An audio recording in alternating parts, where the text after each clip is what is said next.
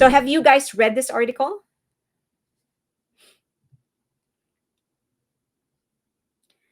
Have you read this article from Daily Mail? I'm ashamed to say, is there a resource or list to help new armies distinguish between harmful accounts and real BTS news? I'm ashamed to say when I was a baby army, I gave views to fake news accounts. Are you a member of my Patreon, Christy? I have, you haven't read this article. Okay, we will go through the article. So, Christy, if you're a member of my Patreon, I do have a list there. So you go to resource, like useful resources, and then there's a list of articles, a list of sites, recommended sites that you can refer to. Okay, so let's read this article. This is very interesting, but they got a lot of things right, and there's a lot of inconsistencies and lack of research. So the writer of this article is Shad de Souza. All right. So earlier this decade, he started, it seemed as if the long vaunted South Korean takeover of American pop was finally happening. In the summer of 2020, BTS Dynamite became the first K pop track to top the US chart. And in 2023, girl group Blackpink became the first K pop act to headline Coachella. But just 2 years later, the story looks very different.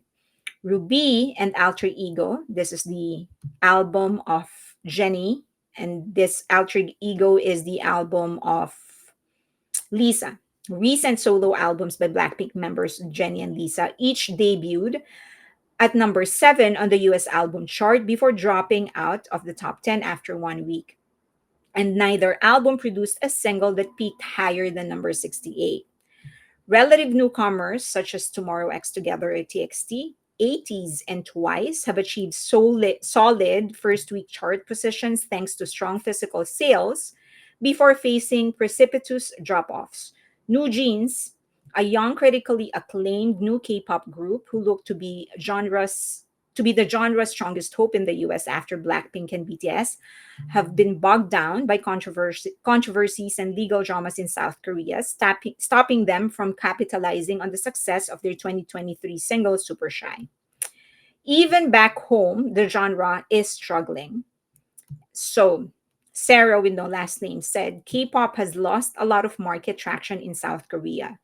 The music is not being written to appeal to to a Korean audience, but more to a homogenized global audience. Sarah, with no last name, host of Idolcast, who uses a pseudonym for fear of reprisal from K-pop fans. It's tying, it's trying to be all things to all people, and ends up being sort of nothing to no one. Okay. Sarah says that K-pop made by obsessed over idols, performers hot housed in training camps in entertainment agencies is no longer seen as cool in trend conscious South Korean. A lot of older fans have entered the fandom, including older women. I'm not bashing them. I'm one myself, she says, but these newcomers have alienated young would be fans. K-pop has also, she says, become a lot more siloed, away from the rest of South Korean culture. You're not seeing idols and TV dramas on variety shows. A lot of content is moving away on gated online platforms like Weverse. Okay, so first things, when she said that K-pop has lost a lot of market traction in South Korea. The music is not being written to appeal to a Korean audience, but more to the homogenized, globalized audience. I think the primary thing that they missed is that K-pop has always been highly influenced by the Western sound. Um, as you know, in many documentaries that have already been published, the main influence of South of K-pop has been when Lee Suman came from the US. After studying in the US, he went back. He was influenced by the MTV generation. So this is Michael Jackson, Cyndi Lauper, Madonna, and then way before that, even right around the same time, you have the American GIs. that are in South Korea. So these are African American who brought in their culture with them in South Korea. So hip hop, basically. So they started the street movement of hip hop in South Korea. So it has always been, the genre itself has always been highly influenced by the West. I am not knocking on Korean culture. I've always been a supporter of the belief. I've always believed that culture is to be shared. That is it. Culture is to be shared. So I don't, like, if I see music that is influenced by another culture, that's fine. That's how it is. That's just the nature of things. But to say that K-pop has a lot, that it has lost a South Korean market is kind of inaccurate, because it has always been a sound that has been highly influenced by the Western sound. So it has never lost its Korean market. It has, in fact, expanded. I think what they are mistaking is the difference between consumption, spending, and actual support. So before, even up until the time of BTS, they are so used to the old way of supporting music, which is buying CDs. Things are changing. Streaming has become very, very popular. And so a lot of people, instead of buying albums because of economic reasons, because it's just more practical, or because they're just more used to it, they've shifted to streaming. Even with BTS, we've seen that. A lot of people, fans would buy they would sell millions upon millions, right? And now they're like 500,000, 600,000. But then the streaming actually went up. So it's not that they've stopped, that that they have lost their market. It's just that the consumption has changed. But they failed to consider that. The Sarah with no name, with no last name, actually failed to consider that. That maybe it's not that you're losing the market. It's just that the consumption, the way that they're consuming the music and they're supporting the artists are different. Another proof of that is the amount of outside international concerts that many artists are doing. A lot of artists are actually touring, and many of them are succeeding. Not all of them, but many of them. Bring that back during the era of Big Bang or TVXQ, Girls' Generation. They were touring. When they say world tour, they refer to Asia.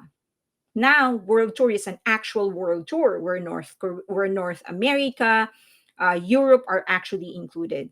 So again, what we see in reality and what they're claiming are two different things. So I feel like they made a statement, but they did not substantiate. And this is the same thing Sarah with no last name actually did in that other podcast where she appeared in, where she would just say things without proof. Right? Okay. Okay, let's continue. Um, Now, the other thing that she said is that K-pop made by obsessed over idols, performers, hot house in training camps by entertainment agency is no longer seen as cool in trend conscious South Korea. A lot of older fans have entered the fandom, including older women. I'm not bashing them. I'm one of them myself. I think she is mistaking the growth. Fans grow old, and the dominant group in South Korea is BTS, and globally the dominant Korean group in the world is BTS. And a lot of the fans of BTS actually never left.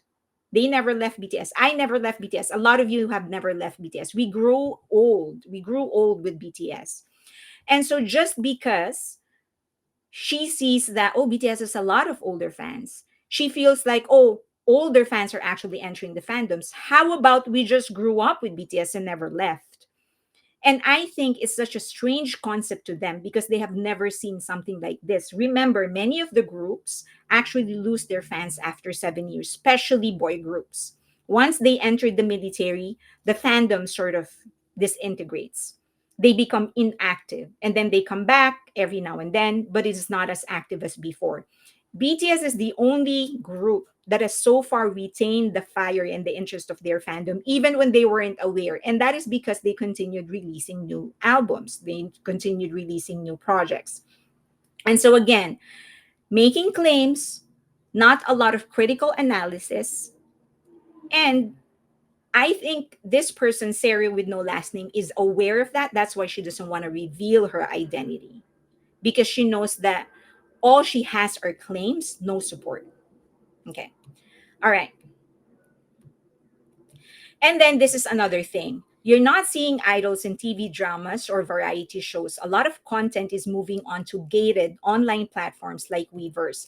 Again, how about people are just evolving in the way that they're consuming content? I mean, I don't even have a TV in my own bedroom. The only TV in this entire household is my mom's television. I don't have a TV. If I want to watch content, I would rather watch it on Netflix on my computer or on my laptop or wherever, but I don't have a TV. So, how about it's just technology evolving and people's consumption of content? It's just evolving. So, again, not a lot of depth in the way that they're thinking. It's just a lot of claims and no support.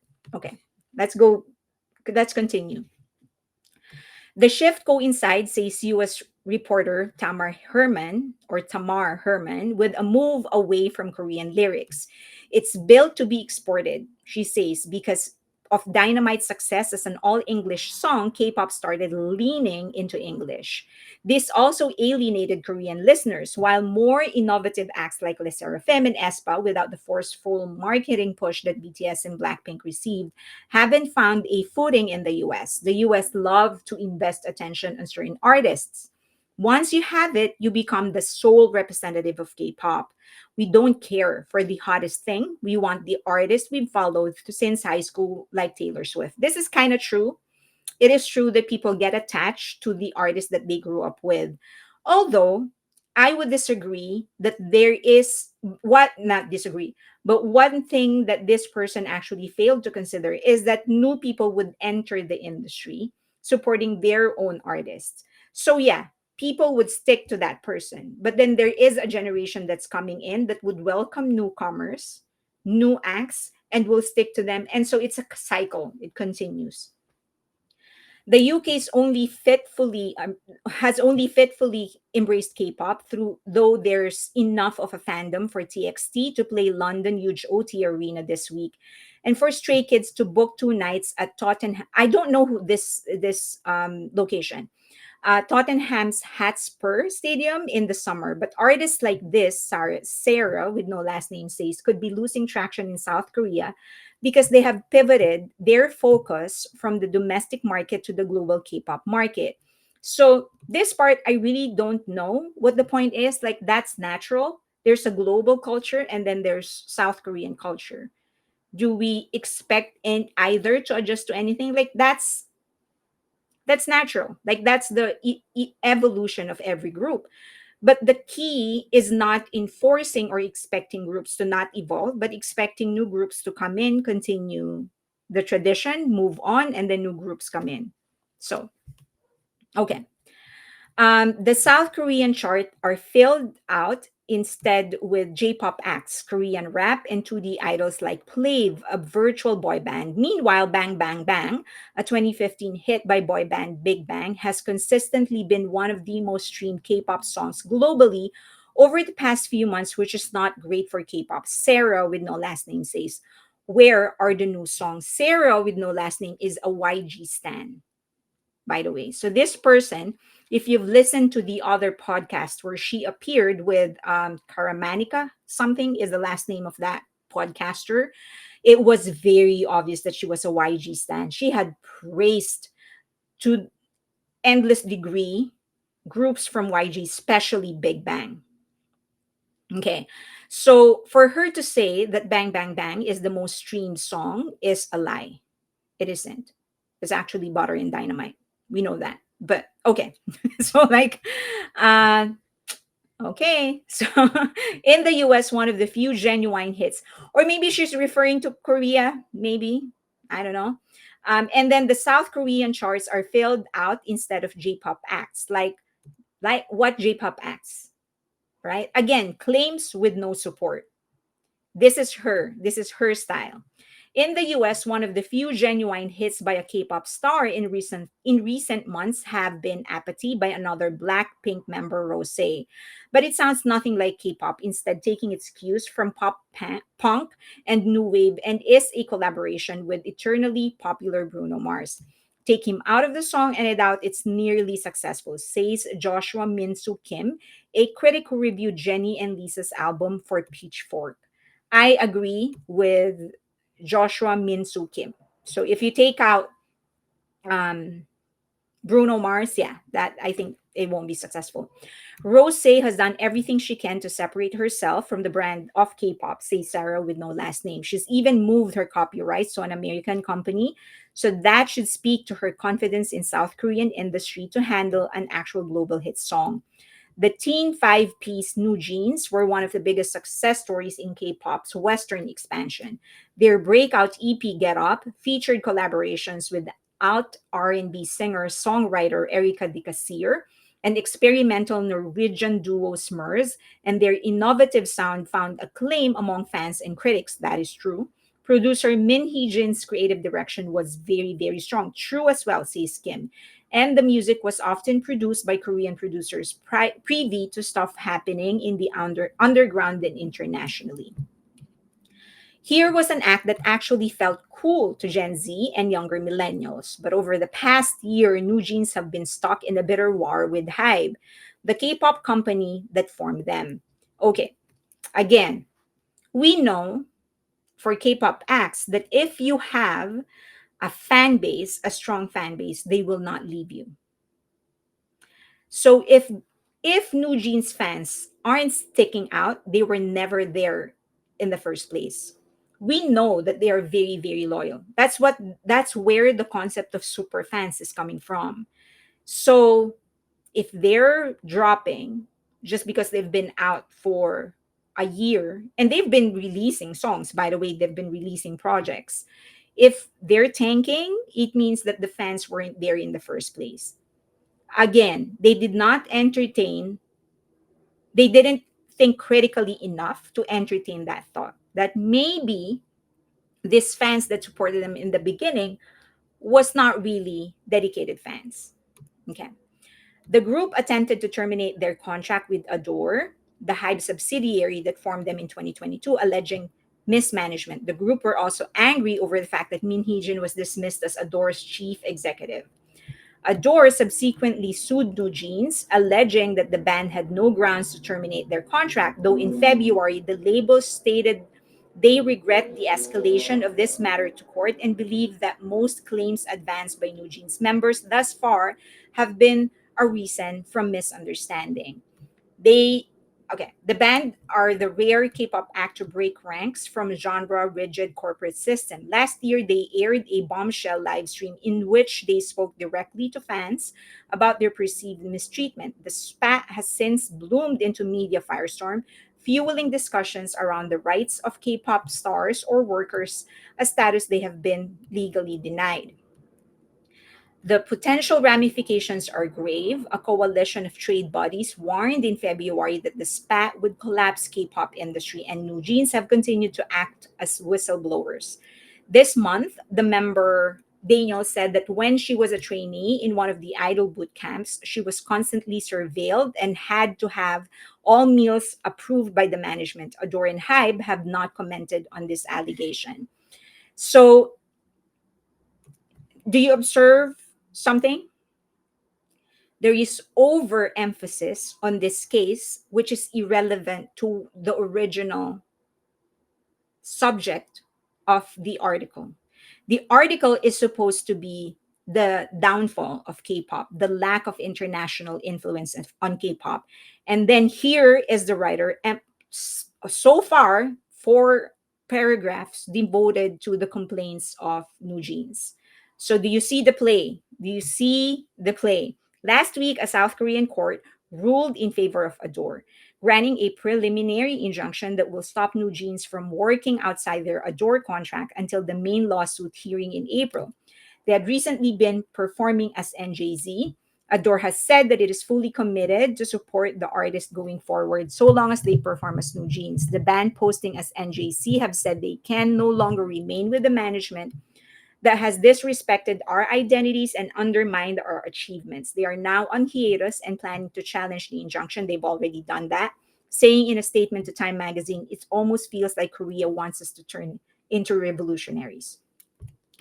Kim is pessimistic about new K-pop group breaking the genre losing streak in the West. And Sarah with no last name says K-pop companies have started milking fan bases more intensely than before to make up for the decline in artist breaking, with fees to access elements like fan clubs and exclusive videos.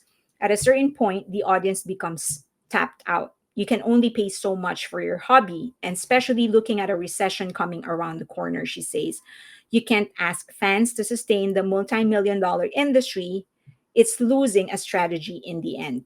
But Herman still believes there is a great K-pop going untapped in the US. Certain groups who are huge in other parts of the world, such as girl group Twice, arguably the biggest K-pop girl group of this generation. If you look at money and album sales, I don't know if they're going to cross over or not, but I'm here for everything. Okay, so a lot of a lot of claims, a lot of statements, not a lot of research, not a lot of support. And this is what I have been observing with a lot of the write-ups. The old way of doing journalism where you actually I like this is writing 101 in school. That's why people should stay in school. They teach this in fifth grade. If you make a claim, you support your claim. So you can't just say, oh, no one's supporting K-pop anymore. Okay, where's your proof? Right? And then, so that's one. And then the second thing is, and this is why I believe that if you want to become a source person, especially in articles like this, you need to reveal your identity or you do not matter. You need to be able to stand behind your word. As a journalist, that is your currency. Your writing and your words, that's your currency. If you're not willing to stand by it and to suffer the consequences or reap the benefits of what you're saying, then you shouldn't have any influence. I think I don't so I my degree in the Philippines is actually journalism. And that's one of the things we were taught. You have to stand by your word because that's your currency. As a journalist, that's really what you have. That's your word, your claims, that's your currency. If you can't stand behind it, then you have no business writing it. If you cannot stand by your word and put your life on that, then you have no business writing it. And a lot of these publications are just catering to people like Sarah with no last name, who has all the gall to make all the claims in the world and not present any kind of proof. So that's it. Lara said, as a MASCOM graduate, verify your sources. We found the shaman. It's Sarah with no last name. Aren't they there figures that can indicate if K-pop is on the decline, if K-pop is still popular in SK? There must be figures that can be quoted. If not quoted, then how does the reader know it's true? Um, so yeah, there are some that yes, so you are absolutely correct. There are some figures that can actually prove that. Yes.